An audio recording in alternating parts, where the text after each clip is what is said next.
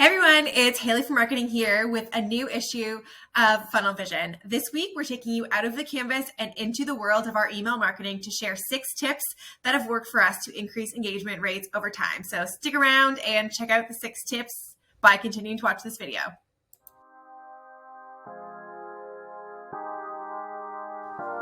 Subject line gimmicks are a great way to get someone to open your message that maybe hasn't engaged in a while. And getting that engagement is really important for getting your messages delivered directly to the inbox. What people don't realize is also this can have an impact on your click-through rate. So as you'll notice with this edition of Funnel Vision, the gimmick we've pulled is putting test in the subject line. I'm willing to bet that this is going to spike our open rates. In my career, I worked at an email marketing agency for 7 years, and these gimmicks like apology emails and things like that often saw higher open rates in the actual email that they had the mistake in themselves. So I wanted to walk you through a few examples of emails from my personal inbox to show you other companies that have done it. So in this example, Urban Planet also put test in the subject line. I'm willing to bet that they saw it work because they also, if you look at here in my inbox, they tried it in earlier in 2022, and they tried it again in October. So test in the subject line is a great gimmick. So you could also do things like to make people think that they're being replied to. This other one here says one message. So it looks like I've got a notice. And then this one as well, official notice. So these are just a few gimmicks you can try in the subject lines, but they are a great way to boost your open rate.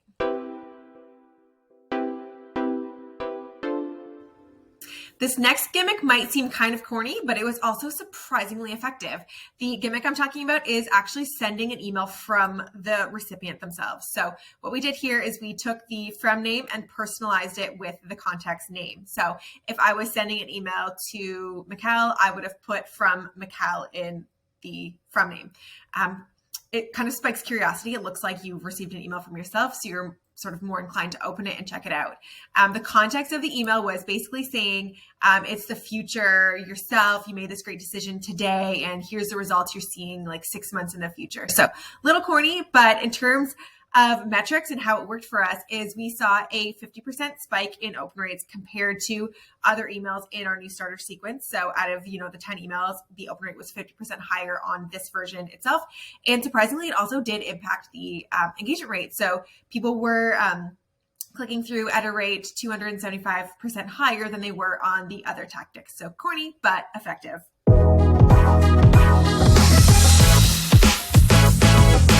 I don't know if we can call this next one a gimmick, but we're going to talk about it anyways because it is effective.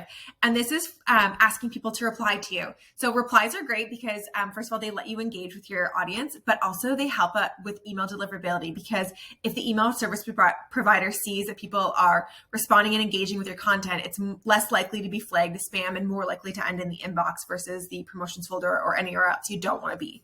So what I've done here is I've asked them to reply to me. I've kind of given them some cues to conversation starters, like tell me about yourself, what do you do, what's the hardest part of your job, or even tell me about your favorite drink. It's been great because I've also been able to engage with our audience, and engagement is key. It's great for us. It's great to learn about the audience.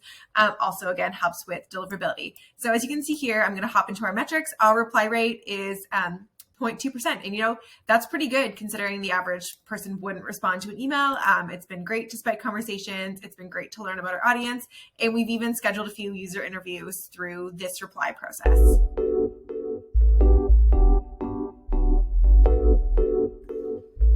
This next tactic is about sequencing your messages. So it kind of goes back to that old high school essay format of tell them what you're going to tell them, and then tell them what you told them. So this kind of sequence follows that. So this was from our SLO, our self-liquidating offer promotion that we ran in January. It was for an agency starter kit. So basically solving everything you need to get your agency up and running today. So this was the first email. So it says solve the 4 problems every agency faces today. And then the subsequent emails kind of said, here's how you solve problem 1 of 4. Here's how you solve problem 2 of 4, etc. So diving into the open rate metrics, they were amazing. So this group, the last time we ran a promo to them was in November. The open rate was around 25%. So to see consistent open rates of 30%, normally if you run a long promotion, I'm sure you can aware fatigue sets in, open rates kind of dip. As you can see here, open rates remain consistent throughout the entire period. So sequencing the messages, they're expecting, the next day you're going to solve the next problem. So it helps keep engagement high throughout the entire promotion.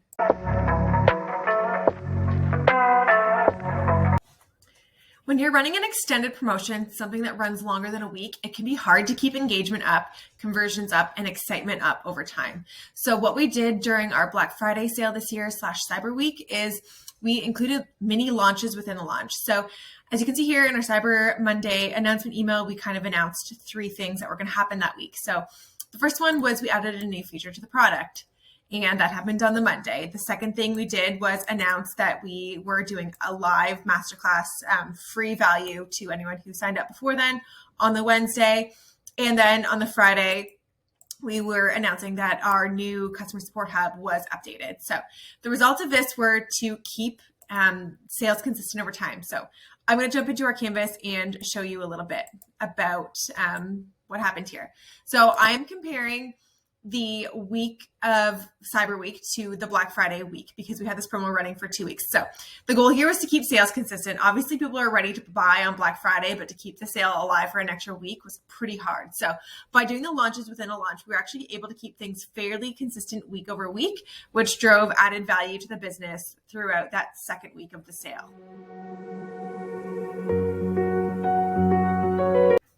Now, last but certainly not least is the fake forward gimmick. So we have an email here from Mikkel going to our CEO, Kevin, asking if the person booked a call. So hey is our default value for first name. So it would basically say, hey, Kevin, I reached out to Haley, but I don't think a session was booked. Can you reach out one more time? And then the email actually comes from Kevin to me, specifically saying Mikkel asked to book a call. So it makes the person feel special. And what we saw with this email was an uptick in calls being booked to talk about our products. So I hope you've enjoyed our tips for boosting your email performance. If you have any other goodies that you want to discuss in the comments, let's chat below.